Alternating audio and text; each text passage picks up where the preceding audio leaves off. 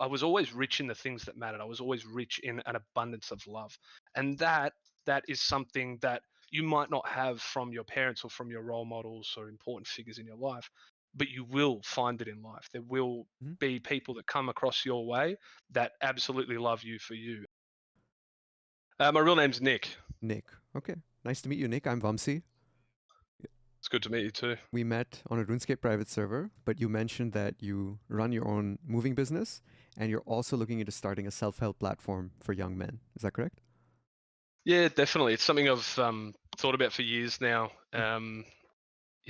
Gone through plenty and plenty moments of what I diagnosed in the moment as depression, or what I felt like saying at the moment would have been depression. But Mhm. in years and years of looking into it more, I realized in those moments I was sad, and I've always struggled with, I guess, a stigma Mhm. wrapped around going to seek professional help, because I've always taken on the idea that why should I go and seek professional help from someone that's quote unquote a professional? I'm paying them for their time, Mhm. but how do I know what their mental state is and if they're capable to give me the help that I need? So I've always had this idea of some sort of a platform, an outlet where people can talk to like-minded individuals that Mhm. will give them, honesty and, I suppose, having a shared um, feeling of the same situation or subject, Right. to just assist. More so a community than a platform. Mhm. So yeah, hoping to put it into action one day. No, that makes a lot of sense to me because, like, from what I've been understanding, so my theme with the podcast, I've narrowed it down to helping young boys and young men. Because from what I'm looking at the statistics, it really looks like we've taken off the systematic breaks that were on women in careers and especially in STEM fields, science, Mm. technology, engineering, math. And now it's turning out that they're doing significantly better than young boys. And, like Mm. 7 out of 10 college graduates in the next 4 years are going to be women. Mm. And in many ways, young boys are struggling with porn, weed, video games, lots of issues, Yeah. single parent households. And from what I've been understanding, there used to be spaces for young boys to have uncles and men and father figures in their life, but now that's been labeled toxic masculinity. And spaces for men to discuss issues of masculinity are now suppressed and less common. They're not Yeah. considered good for people. So I think what you're trying to create makes a lot of sense. Men need that because it's how they learn how to navigate the world. Definitely. Yeah. So yeah, let's dive right in. My first question for you is just like, what are some issues you see young men struggling with today, and is there any that you particularly relate to you in your life that you've had to overcome? Um. Yeah, look, for a lot of people that turn to me, I've got a lot of friends that turn to me, or just people that I've met in life, Hmm. coming to me with questions about relationships, confidence. I had a friend reach out to me not long ago. He had a career change from sort of hospitality work into real estate, and I've known him for a number of years now, and I knew that he absolutely had what it takes. But he reached out nonetheless, just saying, give me some tips with some confidence, to overcome those barriers when I get into that situation where I'm feeling a bit unsure of myself. Hmm. What are some tips, to remember in that moment? And I told him, I said, look, at the end of the day, remember why you want to do what you do. Um, you want to go into this because you want this career change that you're looking at to work. So remember the reason you do something. Always have a reason to do something. Otherwise, you're existing for no reason. Hmm. Um, so I try and remember that in everything that I do. I think some of the biggest ones day to day that I struggle with, some of the struggles for myself, um, it's anxiety. My biggest sort of fear, and I'd be honest in saying it's my only fear, is the fact that we die one day. Hmm. I can't. I've got this constant existential crisis that I'm always trying to just push myself out of feeling, and sometimes it's it's humanizing when I spend a little bit longer to think about it, rather than telling myself, "Oh, just get the hell over it for today. Just let it come later on or another time." It's better when I don't push away the feeling and the thoughts. It's better when I think about it, and it reminds me, make every moment count, because that's all we know. We have no idea, like, regardless of faith and other beliefs, we don't know what comes when we die. Hmm. So it's always a good, yeah, I think, wake up call, to spend time thinking about that. And don't let it ruin things for you. Don't let it drive you into an abyss where you can't think straight about anything. but acknowledge it and keep yourself calm. Breathe steady and think, all right, well, I don't know what comes. It's a mystery. So let's just make today the best day possible. And you wake up breathing, you, it doesn't get better than that in my eyes. Mm-hmm. So there's a few things you covered there. One is your friend had a sort of a fear of a career change. And then you mentioned Mm, that you also struggle with anxiety. And then you mentioned that your antidote to anxiety is a sort of mindful gratitude for being alive and an understanding that mm, life is impermanent. But as long as you're able to wake up in the morning, that's something to be grateful for. That's as good as it definitely. gets because you don't have a guarantee of waking up tomorrow. Yeah, exactly. So, what advice could you give to young men who may be struggling to find meaning in their life, or maybe they're just doing whatever feels pleasurable in the moment, but they feel this void of in the long run because they're not building anything. They have no reason, right? There's no purpose there underneath it. Yeah. Something I spoke about with a life coach of mine Mm-hmm. years and years ago, and I don't even recall how we got to this topic, but it was life changing for me. He asked me. His name is Jim. He's still around today. He's overcome cancer. He's an amazing man. Mm-hmm. He asked me one day. He said, "What do you do?" I think I asked him. I'm bored sometimes. I don't know what to do. And he said, "What do you look for in those moments?" And I said, "Oh, entertainment. I look to play games. I look to watch a movie. I look to read something that's funny or like a short story or something." Mm-hmm. And he brought it to my attention. Instead of looking for something entertaining, I should be looking for something fulfilling. And then Mm-hmm. we spent days, if not weeks, discussing this. And I was, I suppose, learning in my 20s. I'm only 28 now, but this was 5 to 6 years ago Mm-hmm. that I started to really educate myself on what is fulfillment and what is entertainment. Watching a movie, it's entertainment. Unless it's a documentary, you're not really getting any fulfillment out of it. And then, I started to explore that more and I started to realize if I'm not learning something with my spare time, if I'm not learning, and it doesn't need to be for a career change or something else, but the purpose of learning something is to just expand knowledge. The more you know of the world, the more you know about life, Mm-hmm. the more intelligent you are in different areas and the more fulfilled you become. And that's something that I suppose never acknowledged, as I was growing up. Now that I'm a little bit older and I've gone through that, now it's important to me. I think I need to make something fulfilling for it to be of any worth. Otherwise, I'm just being a waste of space, a waste of time. That's how I feel or used to feel in those moments. And I'd think, shit, I've spent hours playing a game to no end. It doesn't give me anything in the end. I'm not a professional. I'm not streaming. And if anyone's got that, potential, absolutely, my encouragement would be go for it. But at the end of the day, always try and do something fulfilling. It doesn't need to be constant. You don't need to be constantly jumping from fulfillment task to fulfillment task. But definitely always, it should be something you do regularly. So, how does someone discover their first fulfilling activity?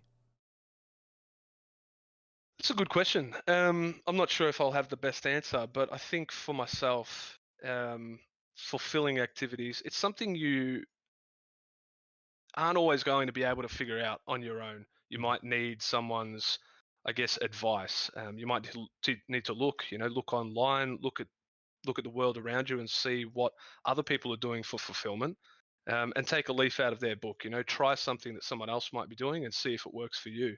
Mm-hmm. Um, but I think for myself, when I'm looking for something that's fulfilling, I think about that same thing again. What's going to give me a sense of accomplishment when I'm finished? Like my job, I move people's houses. I enjoy that because at each step of the way, there's a fulfilling sense of satisfaction towards the end of each thing. Once I've gotten everything out of the house, all right, there's a sense of, oh, job done.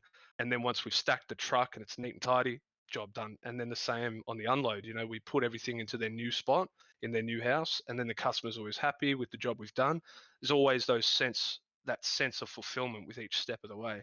Mm-hmm. But then, aside from my job, things to do in my spare time, I look at what is something I can build or something that I can fix.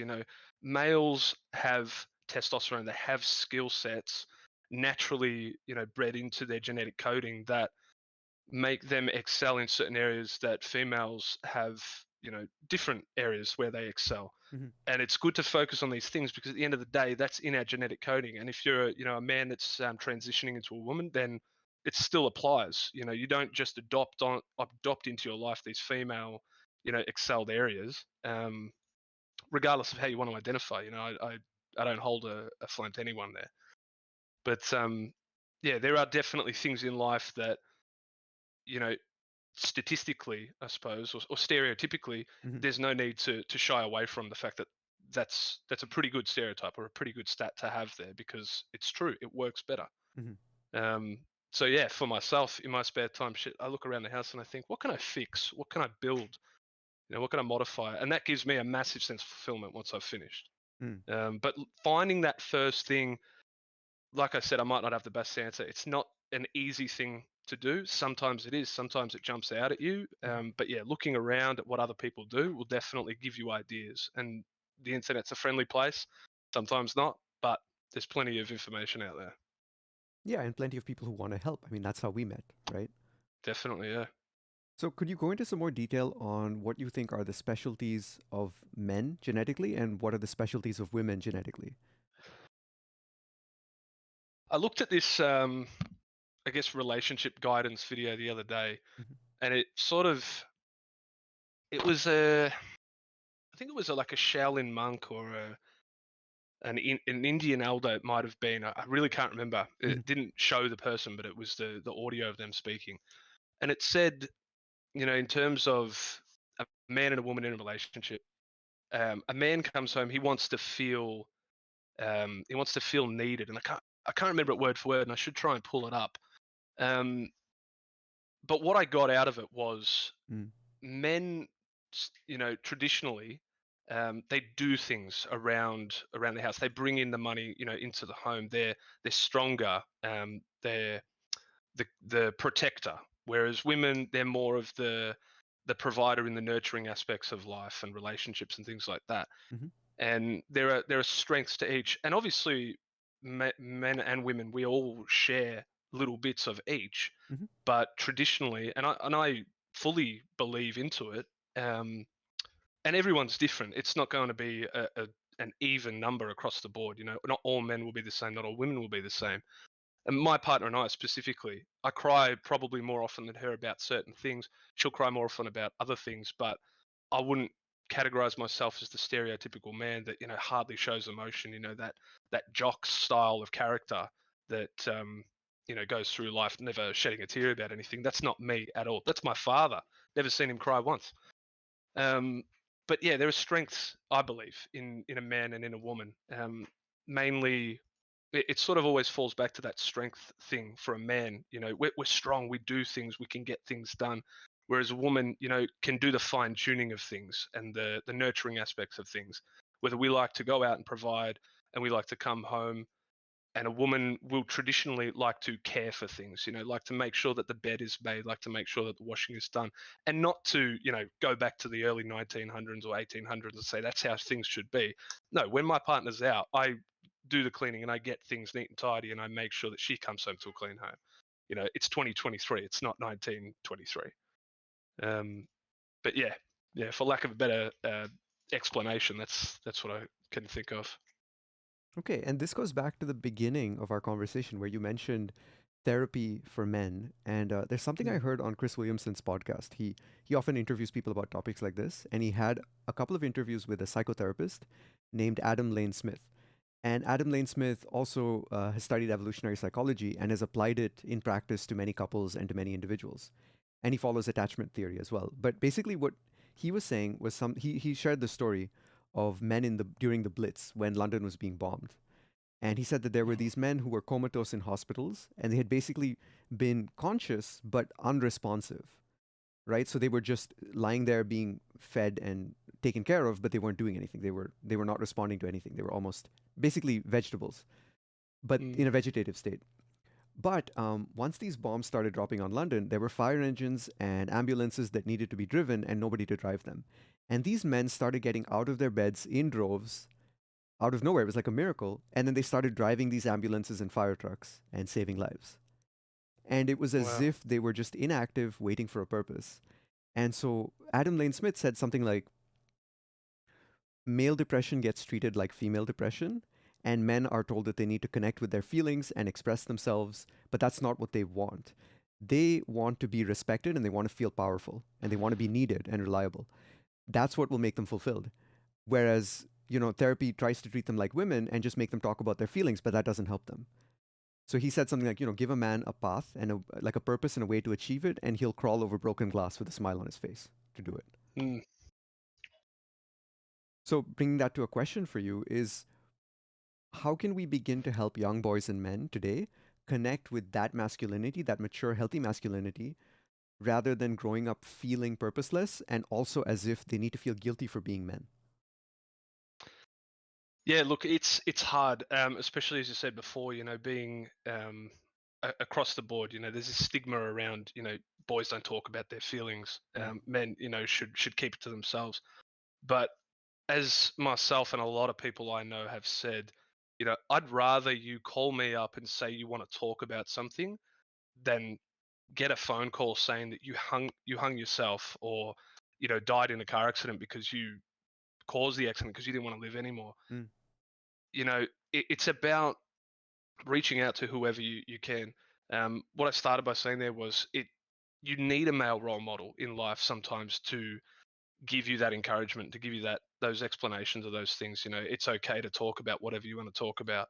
And if you are feeling like you need a purpose about something, it's okay to ask someone for that. Say, hey, give me a task to do. Do you need help with something? Is there work you need done on your house that you don't want to do yourself? Maybe that'll give me something to do.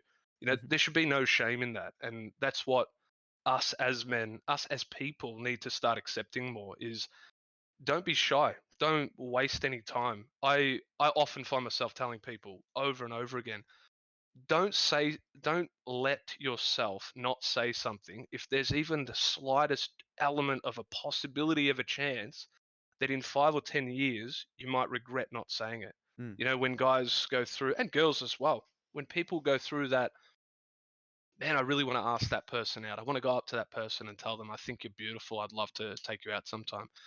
Don't talk yourself out of it just because, okay, that might be confronting. It might be an intimidating situation. It's not something that you have experience or confidence in. Mhm. Don't let that stop you. Let that be an encouraging force to drive you to get over that.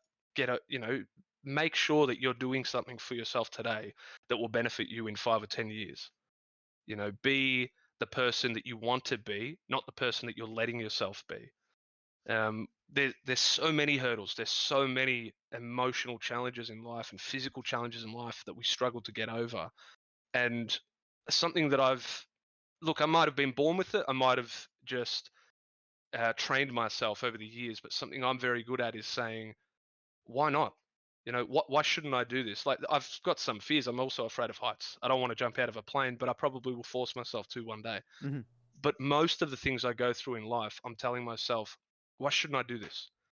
Why am I not just letting myself do that? And most of the time now, I just do. I don't think it, overthink it. I just go ahead and I do it. Mhm. Interesting. Yeah. Yeah, there's a lot there. Just give me a moment to think. Yeah, of course. I really like what you're sharing because you're not just expressing it in words, you're also sharing stories, and then it's very clear that it is who you are. So what I'm curious Mm, about is, how do you think you've changed since you were, say, 22, 23? You had gym, you were getting life coaching, you learned things. Because I'm 27, and it's taken me a mm, long journey as well, and I feel like I'm still on that journey. mm. I'm still not really the man I'd like to be. And that's why I started this Yeah. podcast, to learn that and share that journey with people, to help them. So, what do you think is the journey you've been on in the last, say, 5 years? And what were the major insights you gleaned, and how have you changed? Right? If you were sitting in front of me 5 years from now, who would I be looking at? Yeah. It's hard to remember, Mhm. where I was 5 years ago. I know sort of variations. I know parts of it, but I don't block the past out, but I definitely move on. Mm. I'm always telling people the story of, this person is climbing up this mountain, and at the top of this mountain is everything they want in life, all of their dreams, all their hopes and desires. And they're carrying this big sack, they're dragging this sack up this hill, and it's enormous. absolutely enormous. Think about all of the presents in Santa's sack, to give every kid a present Mhm. at Christmas time. Think about how much that is. Think about it being that size. Mhm. And on the side of this sack, they're struggling to get up this hill. And on the side of this sack is written the word past. If the analogy there is if you let go of the past, you get where you want to go. Mhm. And I'm always, trying to do that. So that's why my memory of the past is not always the best, because I'm always just moving on from it. But Mm. to remember a few things of where I was at sort of 5 years ago, I know I was struggling a lot with bad habits that I'd built, in my adolescent years. Very angry growing up, very very bad relationship and emotional habits. I often would be angry about something about myself and I'd direct that energy towards someone else. I'd find someone else to blame rather than being a man that, holds themselves accountable to their own flaws. Mhm. Now today, I'm also still on a journey. Now today, I'm trying to identify my character flaws every day. Mhm. In conversations with my partner, we do weekly catch ups, and we talk as often as things need to be talked about. We open up a discussion about it. I'm still not the man that I want to be, but that's what I work to every day. What am I doing wrong? And I need somebody else to call me out in the moment. Specifically, when you're in a relationship, you and your partner always need to feel comfortable to pull the other one aside, give them, a look, open up a conversation, however you might communicate it. You Mhm. need to be able to let people know, hey, this is how I'm feeling. This is what you're doing. I know that that's something you want to change, so I'm just giving you the heads up. And then you can actively think about it because a lot of people carry a stigma around this in relationships. I hate the word compromise when it comes to relationships. A lot of people say you should always find a way to compromise. I completely disagree. Mhm. I think in a relationship and in any friendship either, in any relationship whatsoever, why why doesn't one person have exactly what they want rather than both of you missing out a little bit? So Right. to me, compromise means, and some people might describe the word compromise a little bit differently. Yeah. They might explain it the same way I'm explaining this, but that isn't technically what compromise means. Right. Compromise means you're both missing out a little bit. I Yes. think that's bullshit. I think one of you go without, one person gets exactly what they want. The other person does it because they love that person or Right. they care about that person, whoever that person is for your life. So that's sacrifice. Um, yeah, but that is exactly how I think it should go in a relationship. You should sacrifice something for your partner because that's what love is. Right. And then the next week, let's say it's about a restaurant to go out to. Mhm. Your partner absolutely loves this place. You don't like it at all. Okay, we're going to go there tonight. Next week, we're going to go to the place that I like. Mhm. A lot of people are going to call that compromise, but I think that's bullshit. If you label it as compromise, you're always going to be feeling like neither of you are actually having the time you want to have. But then again, there's also plenty of different elements to consider there. Maybe you're not right for each other, and maybe you just don't like the same things, and that's fine. Also, people opposites can still absolutely work in life together. Mhm. Um, I've gone off topic here. I feel like. No, it's great because this idea of compromise is something I've been a strong advocate for a long time, but I run into a lot of resistance. And I think you've really hit the nail on the head with the definition because I always viewed compromise as both people choosing a solution they don't like just to have something to move forward with because they almost both need to lose. It's a lose lose, right? And what you're Exactly. proposing is worst case scenario, just pick a win lose and then let the other person win and you lose next time and you're alternating sacrifices. But I think the beauty of humanity and being human is that we have creativity. We can create new Mm, options. So we can actually create a third option together that we both prefer more than our initial desires. And suddenly you have a absolutely. win-win, right? And to me that's the beauty of human relationship. Definitely. Also, there as well, Mhm.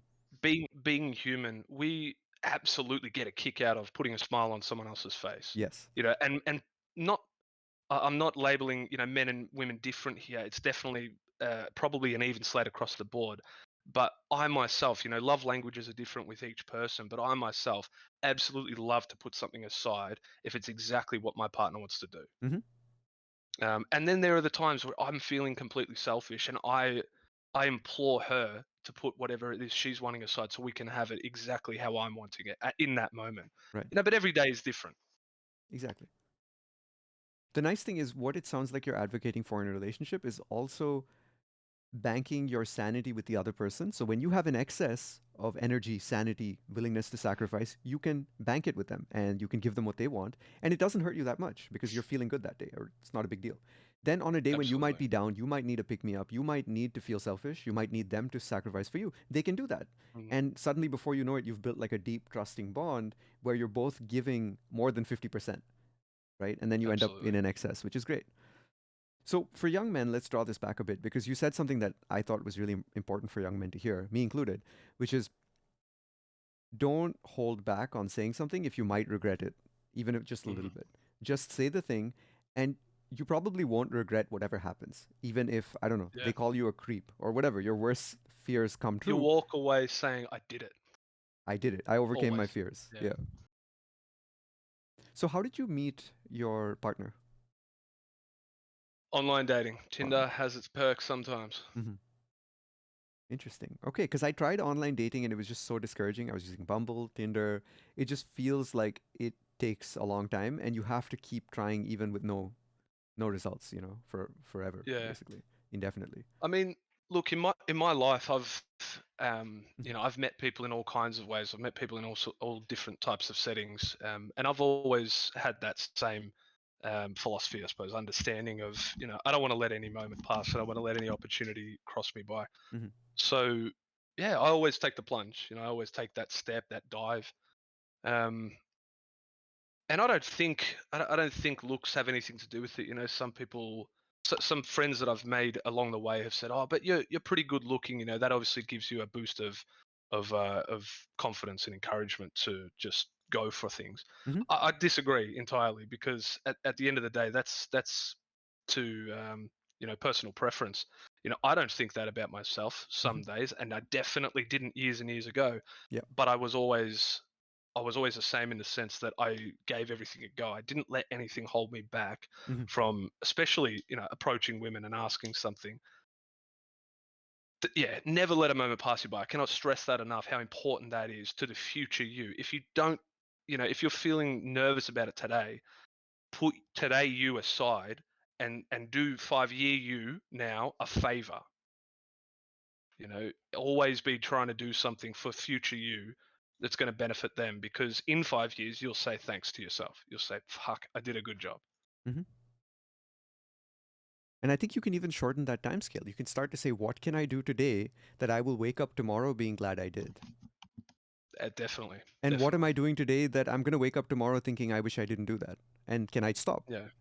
And probably I can if I just bring my Yeah. awareness to it. And that's the pathway there as well. When I say in 5 years, I mean that every day that happens in 5 years, you're a brand new person. Exactly. You're everything that you've wanted to become for so long. You've redefined yourself. Yeah, And yeah, entirely. there's this Brazilian Jiu Jitsu coach, John Danaher. He's from New Zealand. And I really want to go to Austin, Texas and spend some time at his gym because I've seen his interviews online.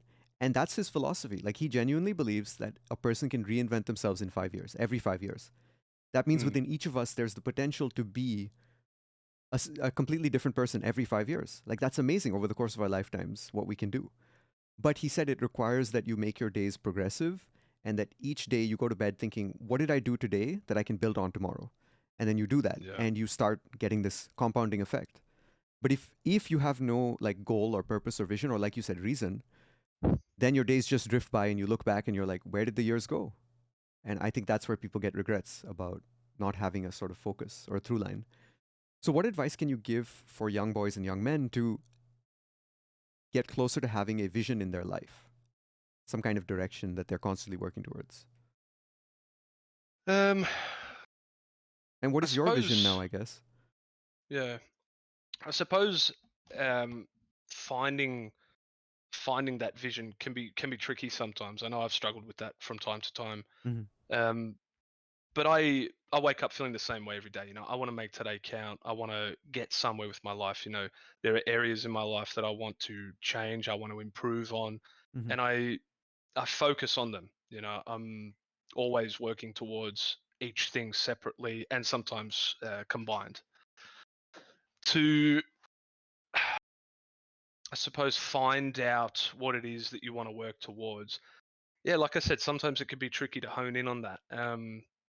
And that's where I suppose I've gotten my influences and my ideas from looking around. I've looked at other people, um, complete strangers. I've looked at other people nearby in my life, whether it was a friend or some form of a role model, whether it was a coworker or an employer, anyone at all. It's not always easy to just click your fingers and know what it is that you want to do, and sometimes that's okay. Sometimes you don't need to know what you want to do. Um, Try to not let yourself go in a downward, I guess, direction, or a negative or a backwards direction. Try and continue to work towards things that you know and that are statistically healthy for you. Hmm. And that always comes to a few basics. Exercise, learn something, read a book, wake up early, go to sleep early, eat well. All of these things are fundamental to a healthy life. And when you don't know what you should be doing, just do the basics. It doesn't matter if you know what to do or not. You will figure it out one day. Your passions will become very, very known to you. You'll know, oh, this is exactly what I want to do today.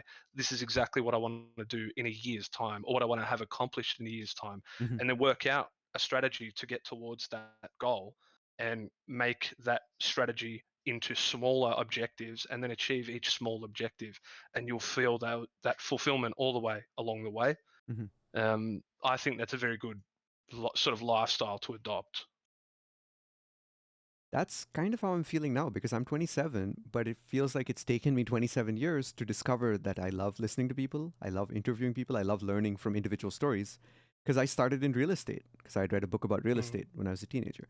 Then I went into government work because I just needed a job. And so it looks like my life had no real direction or purpose. And then somehow I ended up here. And yet, looking back, there's nothing I would really change. And I think that's the story I hear from people repeatedly. It's they wouldn't change the past because they actually end up somewhere they like who they are and they like what they're capable Mm. of. They're content with their life. There's something there. So really, I think it's just how do how do you give people hope or help them maintain the hope that they already have? Because it does feel like it can be easy to fall into despair or think like, okay, I'm never going to find it, or it's not even Mm. worth trying, or that, my job will always make me miserable, or something like that. Because I've talked to, unfortunately, a large number of people who don't believe happiness can come from a job or fulfillment can come from a career. They just think jobs are there to pay bills and life is going to suck. Yeah, look, at the end of the day, finding a career path or a job, where you have that sense of fulfillment, satisfaction in your life, that's going to cause happiness, Hmm. it's not always possible. Sometimes it's hard to sacrifice, the lower income to the higher income, but it's a shitter job, and it's something that makes you upset when you Hmm. go there. And I hear that in a lot of people. People don't like their job, but they do it anyway. Grumpy old men. They're driving a truck. They're not happy, but they're paying the bills. They're putting food on the table. And unfortunately, sometimes that's how life goes. It Mm. doesn't mean that's how life will always go. Um, like I said earlier, you wake up breathing. I'm telling you now, it doesn't get better than that. If you wake up struggling to breathe, then you've got a problem. Hmm. If you don't wake up struggling to breathe, you don't have a problem. Everything else can be changed. But if you're struggling to breathe, unfortunately, that might be the end. And if you don't wake up, well, shit. I mean, you did, so it doesn't get better than that. That's how I'm feeling every morning. Hmm. Something I wanted to mention before, which you just reminded me about, regrets. Hmm. It's beautiful that a lot of people are saying that and are aware of that. That there's nothing you would change because, or there's nothing you regret because everything you decided, everything you did led you to where you are now, and you're happy with where you are now. Mm. And I promise that that point comes for everyone in life, once or another. It could come 100 times over. Like you said before, you can reinvent yourself as you go through life. Hmm. There's a there's this activity, I suppose, that a therapist did. I've watched this video once about this, and it was absolutely fantastic. And until I actually tried it myself, I didn't even believe it. I thought it was just a crock of shit. I thought, nah, something a therapist said can't mean anything important. But this is fantastic, and you can do it now if you feel like it. But this is just how it goes. Just briefly, Hmm. close your eyes and imagine you're, in front of this room where a younger version of yourself is. Let's say 10 years old, And you're going to go into this room, you're going to enter this room, and you're going to introduce yourself as you from, 5, 10, 15 years from now, however old you might be, Mm-hmm. and let your younger self know, introduce yourself. You say, "Hi, I'm you from the future." Let yourself then know things about the world today or about your life that you wish you would have known then. And it could be a multitude of different things. It could be, never fall behind on a repayment on a bill. you know um, don't let that girl get away or that guy get away. Make sure you let them know how you feel. That friend that you wish you were more than friends with, tell them how you feel, because if you had have done that then, you would have been married to them today. It could be a million different things. Mm-hmm. And the point about this exercise, when you do it, is the person asking you to do that, you say everything to your younger self that you want to say, and then that person brings it to your attention. Look at yourself now. You are the adult you always needed. And that's powerful. It shook me. When I watched it, I got goosebumps. I'm getting them right now again thinking about it. But it's incredible, because what you do in life is you become who you need. At the end of the day, the brutal truth that even I, sometimes wish wasn't true, it's still powerful at the end of the day, and it's still important to remember. You are your best friend. You are the only person you can trust, because you can't read another person's mind, and unless you can never fully trust someone. And that's the fact. That's the fact of humanity. Um, we don't have telepathy, so you'll never fully, completely understand someone else's mind. But you're always going to be the person that will have your back. You'll always be there to figure something out if you need to. So getting through life might seem difficult some days, but you need to count on yourself that one day you'll figure it out. You don't need to know, like I said before, you don't need to know what it's going to be, what you're going to do. You just need to know that if you continue in that direction, you'll get there one day. It could be 50 years, it could be 50 minutes. If you work towards it, you will accomplish it. Yeah, So, yeah. I was thinking of what I would tell my younger self, and you're right. It's very powerful because, like, I think the biggest thing I tell my younger self is that you figure it out eventually, right? Like, Mm, it doesn't always stay this bad. You aren't always so powerless. School doesn't always yeah. suck. People aren't always forcing you to do things you don't want to do. You do get your independence, you do get your freedom, life opens up, you have options. Mm, And also that, like, you're in control, really. Like, yeah. you get to choose what you do and say, you know. Your circumstances, it's not worth wasting time blaming them. Because I spent so much of Exactly. my younger years like blaming the world. It was a waste of energy and time. Yeah, definitely. The world seems so much more my oyster when I realized that I can affect it. I can do all sorts of things. I have so many choices. Mm, But yeah, thanks for sharing that. That's a really powerful exercise. I think a lot of people could benefit from looking back and realizing how much they've grown. yeah, absolutely. It's always good to qualify where you are now as opposed to where you were at every step of the way, because you can always look at things that you have improved, and there's no need to focus on things that you haven't improved yet, because that focus and that knowledge of you will one day is all you need to keep moving forward. Hmm. Do you want to have children? Oh, definitely. Yeah. Definitely. We're on the path. We're absolutely on the path, but we're gonna settle somewhere first. We're gonna buy a home first, and then we're gonna build that family. Definitely. What kind of dad do you think you want to be?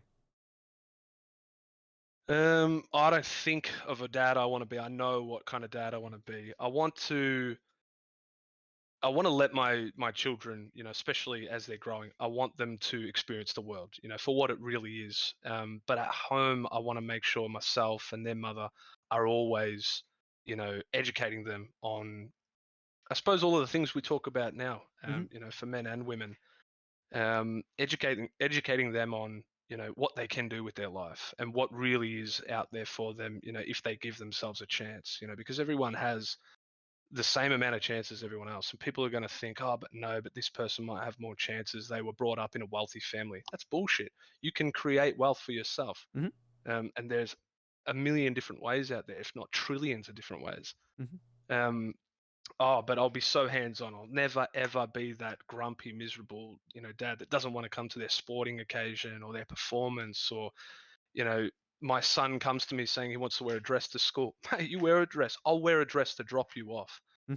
I've got no shame at all. Like, if it's for my family, if it's for someone I love, I'm there. I'm showing up. I'm representing. I'm the hype man at Yeah. every occasion.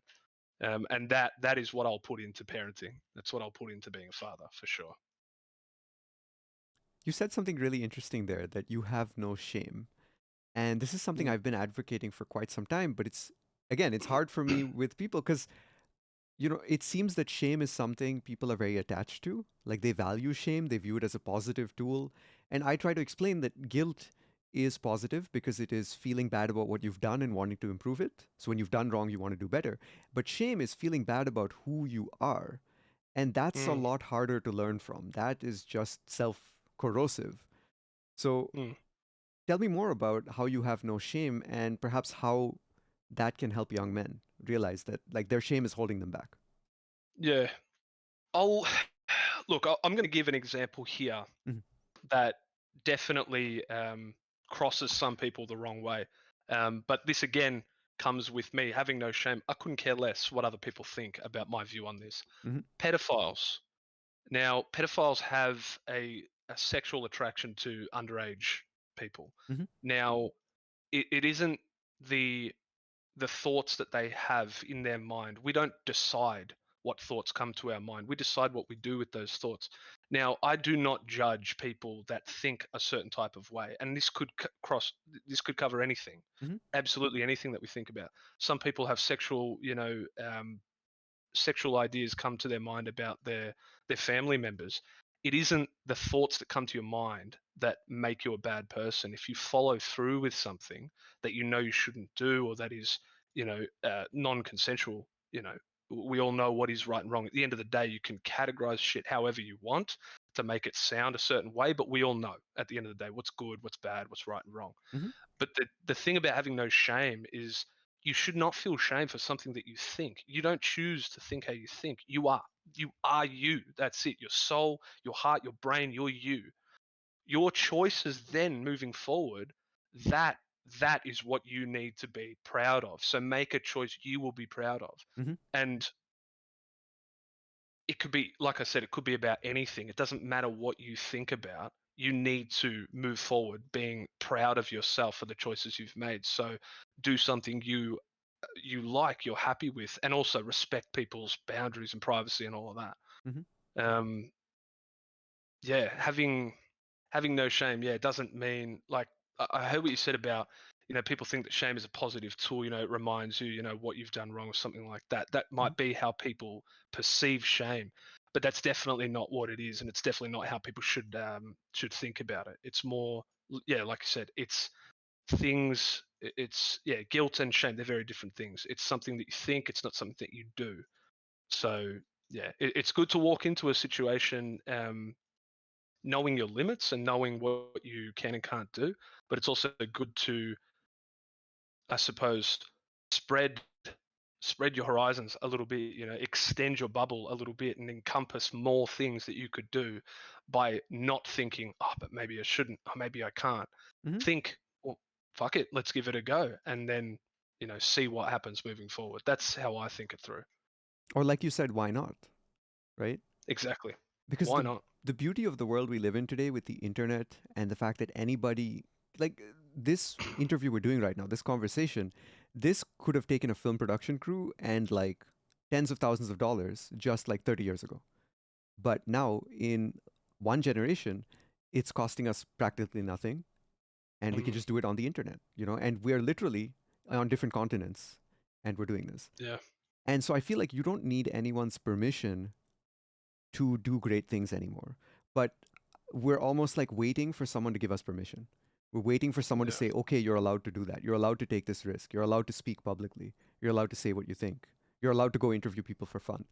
But if we're waiting for someone to give us permission, that might never happen.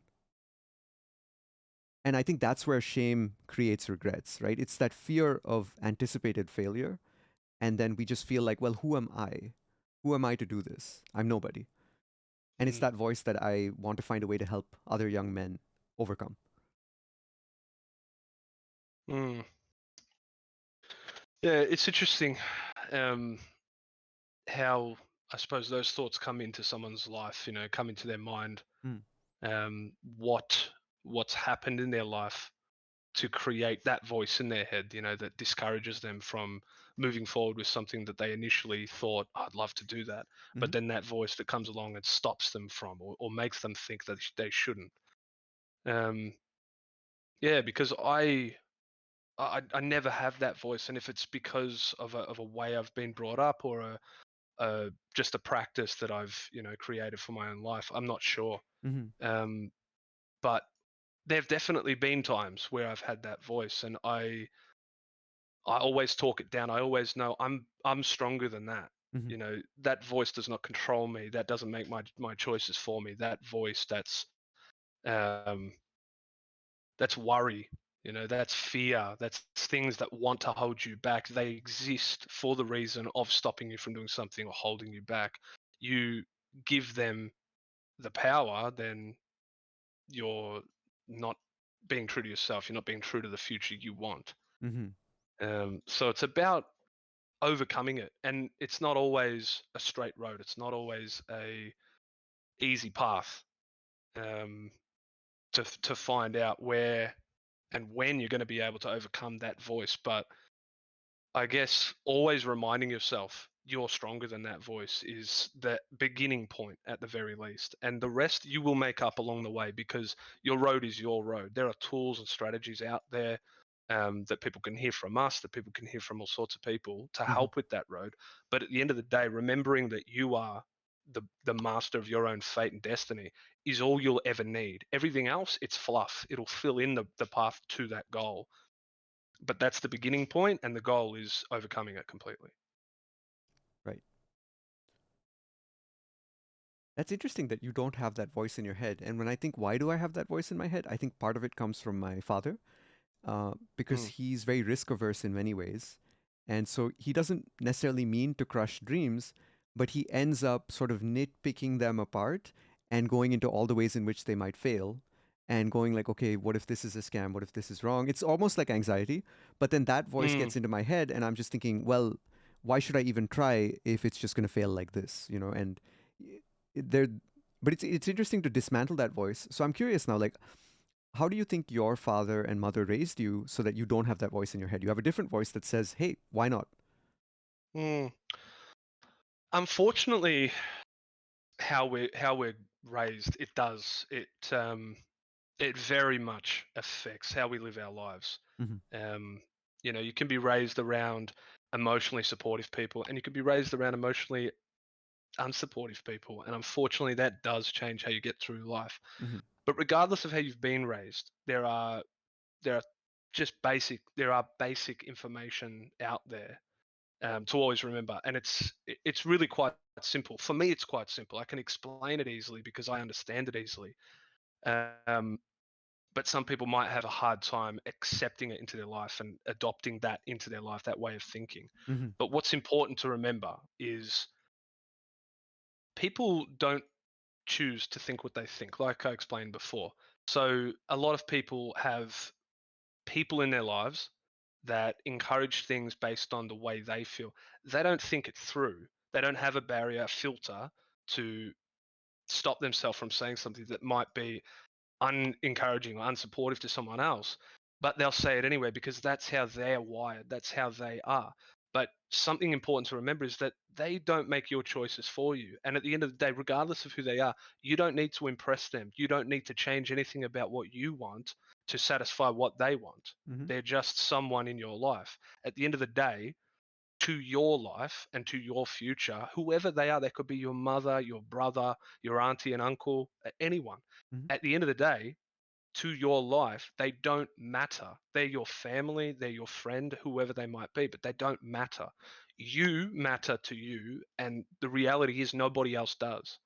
So, in moving forward in your life, making choices you want to make, it's important to always remember you're the master of your destiny. Like I said, Hmm. you make your own choices. Think however you think, You are you. Be true to yourself and accept yourself. When you think of a thought, pat yourself on the back, just emotionally, mentally, pat yourself on the back and say, good on you for being you.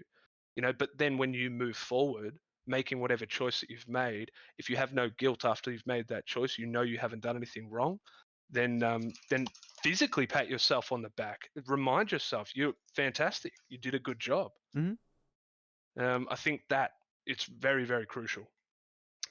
Making sure we don't let any influence in our life, whoever it might be, whatever it might be, Hmm. stop us from moving forward in the way we want to move forward. Yeah. Yeah, fascinating. Because I remember you had mentioned something like you are more emotionally expressive and vulnerable than your father was. Like you never saw him cry, and it just made me Mm, wonder, like, because I think of every generation as an evolution of the previous one, right? Like your mm, kids will, and you'd want this, is that they'll be better than you in many ways, and that's your mm, kind of the job as a parent, right? To help their kids absolutely. out, like surpass them, and then their kids will help their own kids out surpass them, and so Yeah. on. So I didn't even go into how I was raised. I'll get back to that in a moment. Yeah, Oh, right now I can yeah, go yeah. into it right now. Go Yeah. ahead. Um, yeah. My mother and father, they were very, very supportive, very encouraging. Hmm. Whatever it was that I thought of, whatever it was I said I wanted to do, they were there. They were there for me. They always showed up. They said, "You can do whatever you want." If I wanted to play basketball, they said, "We'll take you to basketball." And whatever it was, and it never mattered what it was that I wanted to do. They were encouraging, they were supportive, they listened. And I was a nightmare of a kid. I was angry. I went to a behavioral focused school because I was throwing tantrums all the time as a child. I was on the absolute worst end of the scale, and I've cried and cried to my parents and apologized for the absolute agony that I put them through, Hmm. um, from everything that I was as a child. But a lot of what I was as a child, I grew out of. That wasn't me forever. That wasn't the me I wanted to be, and it wasn't the me I was going to be. But they always showed up. It didn't matter what I did wrong. Anything that I wanted in my life, they encouraged me with. And not every I couldn't have anything I wanted. We weren't wealthy or anything like that, but I was always rich in the things that mattered. I was always rich in an abundance of love, and that is something that you might not have from your parents or from your role models or important figures in your life, but you will find it in life. There will Hmm. be people that come across your way that absolutely love you for you. And there's a there's a video that I watched years and years and years ago. It's just perfectly said. Um, it was a motivational video of this guy at the gym, and he was saying, if you're around people that don't like what you say you're too loud, say you're always trying to be funny, and aren't appreciating you for you, they aren't your people. And whilst I love that, there's also an element to accepting, certain people you do have in your life. If someone is a good person, you should keep them around. They will always be an important person in your life. Hmm. um, but there's also a massive truth to that too. You should never ever stay around people that try and drag you down or try and point out your flaws. If people are pointing out your flaws in an open and honest way, in a comfortable way, in an encouraging way, that's a good person. That's someone that you want to keep around because they're trying to help you better yourself Hmm. by reminding you of things, um, without being rude, about it. Um, so yeah, I was lucky with the way I was raised. Definitely, I've always had very emotionally supportive parents. Yeah, and what you described really sounded like unconditional love to me, which is a concept I've been trying to wrap my head around for a long time because I've always wondered if it's even possible, right? It seems so Mm, difficult to offer unconditional love to a child or mm, to anyone, really, because it really does mean that no matter what agony they put you through, you show up and you do your best to support them and mm, encourage them and help them. But I can see how in the long run that really helped you, right? And it helped you grow into whoever you had the potential to be, and it kept a good relationship with you as well with them, right? You definitely, didn't grow up resenting them and they didn't grow up resenting you, and so that's great. I'm really glad to hear. And it sounds like that's the approach you want to take with your future kids as well. absolutely. Awesome. Yeah. So just to wrap things up, any closing thoughts, any advice you want to share? before we close off? Absolute pleasure. Yep. I think my main ones are don't let any moment pass you by. Go out and do whatever it is that you want to do. Yeah, you're going to thank yourself in the future. Mm-hmm. That's Perfect. it. Have fun always. Be you. Be you always. Right. Actually, I just realized the parenting approach you want to take is also the approach many young men need to offer themselves, because I feel like we can be so hard on ourselves when really we just need a little bit of encouragement, a little bit of reassurance, a little bit of support from ourselves unconditionally, and then we can really be who we were meant to be. Absolutely. Thank you, Nick. It's been great having you on. Likewise.